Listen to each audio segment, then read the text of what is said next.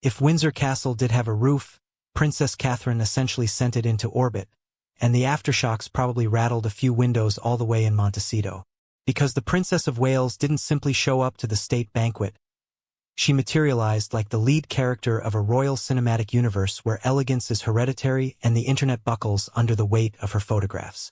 Catherine stepped forward glowing in a sweeping, icy blue Jenny Packham masterpiece.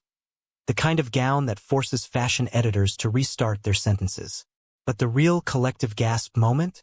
Queen Victoria's Oriental Circlet tiara, resting atop Catherine's soft waves like it had been waiting decades just for her. The choice wasn't random.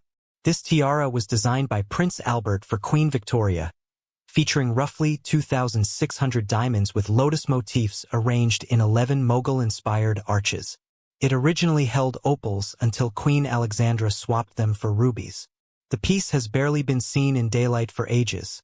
Queen Elizabeth wore it once in 2006, then back into the vault it went, until tonight. This is, without exaggeration, the biggest tiara moment of Catherine's life, and she wore it as if it had been sculpted with her in mind. Next to her, Prince William looked, dare I say, quietly triumphant in white tie and Windsor tailcoat. And honestly, can anyone blame him? The man is fully aware of how breathtaking his wife is. Their official portrait at Frogmore House. Yes, house, not cottage, please take note. Set off metaphorical fireworks nationwide. With a glowing Christmas tree behind them, they appeared relaxed, affectionate, and every inch the future king and queen stepping into their next evolution. Catherine paired the tiara with Queen Elizabeth's diamond earrings, a flowing blue cape gown, the royal family order, and her Royal Victorian Order sash and star. She walked in radiating authority, warmth, and a kind of natural grace no Hollywood glam squad can replicate. And somewhere in California, well, let's be realistic, a wine glass may or may not have met its demise. Because while Catherine was effortlessly projecting royal brilliance, Meghan Markle was likely scrolling through social feeds watching the internet collectively lose its composure over Catherine debuting a tiara typically reserved for a reigning queen. The contrast is astounding. Catherine steps into tradition with humility and sparkle. Meghan steps into interviews irritated about seating charts. Haute couture somehow ends up looking like dress up on her.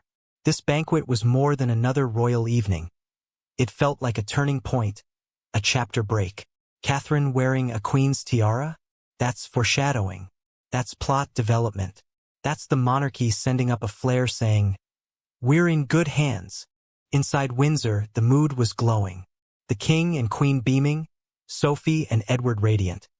While one can easily imagine Meghan pacing like a malfunctioning Sims character. Her PR team is probably already drafting a handful of, sources say, stories to redirect attention from the fact that Catherine just delivered the most iconic royal moment in years.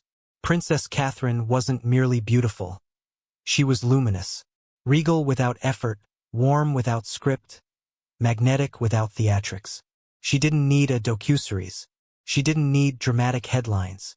She simply arrived, and the whole room rearranged itself around her.